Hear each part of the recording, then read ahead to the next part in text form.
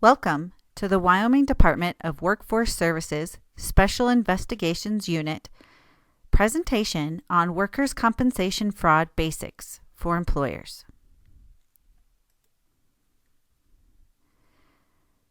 To get started, let's talk about why workers' compensation fraud education is important.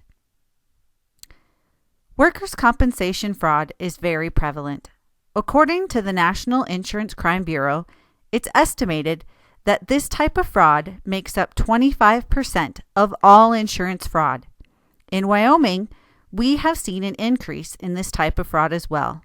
Employers are the first line of defense when it comes to combating workers' compensation fraud. Employers are feeling the increase in all types of fraud, and workers' compensation is no exception. According to the Coalition Against Insurance Fraud, 1 in 4 owners have installed surveillance cameras to monitor not only property, but also employees. Surveillance cameras are a wonderful tool in the fight against workers' compensation fraud. This specifically is helpful when reviewing claims to see if the injury arose out of employment and through the course of employment. So basically, to see if the injury occurred and happened as the claimant states. So what is fraud? Well, fraud is any intentional or deliberate act to deprive another of property or money by guile, deception, or other unfair means. Here's a look at a few memorable examples of Wyoming workers' compensation fraud. We have had many over the years, but here are just a few. This claimant stated that she couldn't lift more than 4 pounds. Another claimant, in purple, stated that she couldn't reach or bend without causing serious pain, and that she also needed her dog as a support as she walks. And finally, this claimant stated he couldn't lift more than 10 pounds. So what type of fraud were these claimants committing? This type is known as misrepresentation of material facts. This is where the claimant is deliberately making false statements to have workers' compensation continue to pay out indemnity and/or medical expenses. This type of fraud is most often thought of when you hear the term fraud. This fraud can be prosecuted criminally or civilly under a variety of statutes, such as false statements, false claims, mail and wire fraud. To prosecute a claimant for misrepresentation of material facts, there must be all 4 elements present. There must be a material false statement. The claimant has to know that it's false. Workers' compensation has to rely on the false statement for its decisions, and there has to be damages suffered, which means medical or indemnity benefits must have been paid out to the claimant. Here is the specific workers' compensation statute concerning fraud. I would like to point out here that the threshold for damages that workers' compensation has to occur before fraud can be prosecuted is $500. In workers' compensation fraud, there are 3 types of fraud schemes: premium fraud, which is employer fraud; organizational fraud, which is the medical providers; and claimant fraud, which is where we are going to focus our attention in this presentation. All of these fraud schemes are investigated by the Special Investigations Unit at the Department of Workforce Services. In regards to claimant fraud, there can be misrepresentation of the circumstances of the injury or fabricating that the injury occurred. There can also be secondary employment, where the claimant is working while claiming to be unable to work. The claimant can just simply be working for another employer, assuming someone else's identity, be self-employed, or more commonly, working under the table for cash. There are many red flags an employer should be on the lookout for when it comes to claimant fraud. This is where the employer is best suited to observe possible signs of fraud.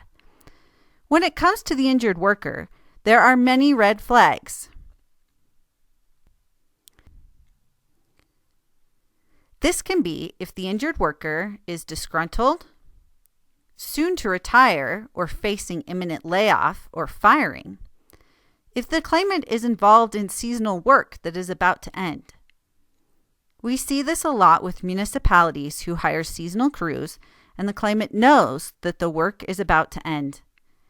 If the claimant has unexplained or excessive time off prior to reporting the work injury, this may also be a red flag.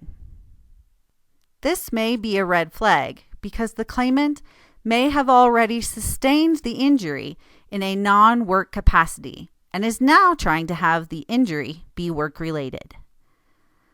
Another red flag is if the claimant is taking more time off than the injury seems to warrant. This could be considered malingering. Also, if that claimant is new on the job, this could be a red flag that the injury occurred before employment. Additional red flags associated with the injured worker are if the injured worker is experiencing financial difficulties, recently purchased private disability insurance, changes physicians when a release to work has been issued, we call this doctor shopping, or has a history of reporting subjective injuries. These are injuries that X-rays or other types of images and studies are not going to show anything. The most common are sprains and strains. Employers are entitled to the medical records of the claimant as it relates to the work injury. So if you read on the report that the claimant is muscular, well-tanned with calloused hands, and grease under their fingernails, or anything that sounds like the claimant is conducting activities that are outside of their restrictions, this might be a red flag. Now let's move on to looking at red flags as it pertains to the circumstances of the accident. If the injury occurs late on Friday or shortly after the employee reports to work on Monday, this may be a red flag. Let's take a moment to break this red flag down. The injury that occurs on a Friday afternoon may mean the claimant has plans that exceed just the weekend or that they don't have enough paid leave to miss work.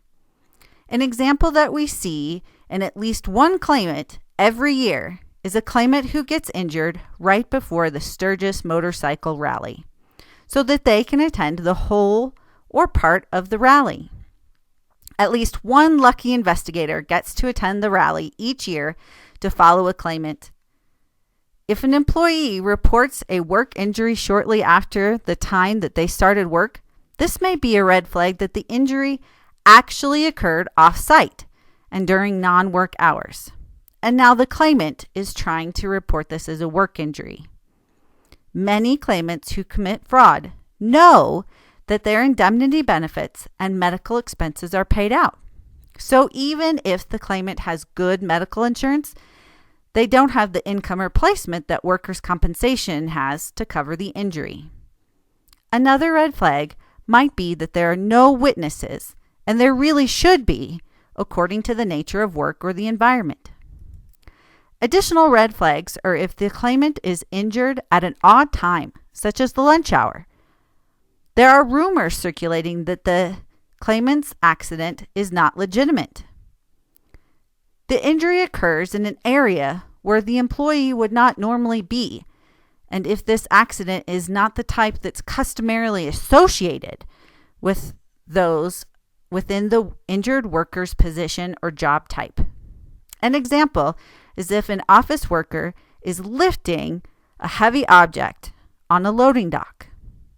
These may all be red flags that are associated with the actual accident. Now that you are overwhelmed with all the possible red flags of claimant fraud, What can you do? First, develop a culture of zero tolerance to any type of fraud at your organization. If an employee sees or gets away with other types of fraud, why would they think that workers' compensation fraud is any different? You may also want to develop a fraud awareness program, such as anti-fraud training and education. The Wyoming Department of Workforce Services Special Investigations Unit can be a part of this program if you choose. Having a diligent post-injury management program in place is very important to manage any of your on-the-job injuries that occur, as well as mitigating the possible fraud risk. Many fraudulent on-the-job injuries are detected through post-injury inquiries before the claim is even opened. Even when fraud is not involved, light-duty options are very important, and being proactive with your claims analyst will help get the injured worker back to work faster. If fraud is suspected, the sooner you report this, the better. You can report fraud to the Workers' Compensation Fraud Hotline, through the internet portal found on the Department of Workforce Services website, and through your claims analyst. Whether you suspect fraud or not, light-duty contracts are a major component of getting an injured worker back to work. In light-duty contracts, the division pays 80% of the difference of the gross wages on light-duty and pre-injury gross wages. Light-duty wages are non-chargeable to the employer's account, so this could save you money on your premiums. And if your employee refuses a bona fide light-duty work offer, their temporary total disability benefits are reduced to 1/3 and are also not chargeable to the employer account.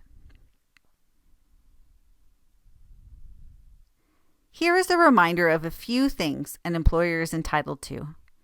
The employer can request a second opinion on medical treatment, receive medical records that are specifically related to the work injury, appeal any final determination made by workers' compensation, and request an investigation of the claim.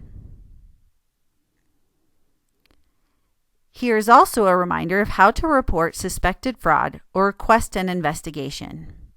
On the DWS website, there is a red box for reporting fraud. You can report workers' compensation fraud as well as unemployment insurance fraud through this portal. You may call the fraud hotline or any member of the Special Investigations Unit directly. If you have any questions, need any further assistance, or would like to request any special training for yourself or your staff, please feel free to reach out to the Special Investigations Unit by email or phone. Thank you for your time.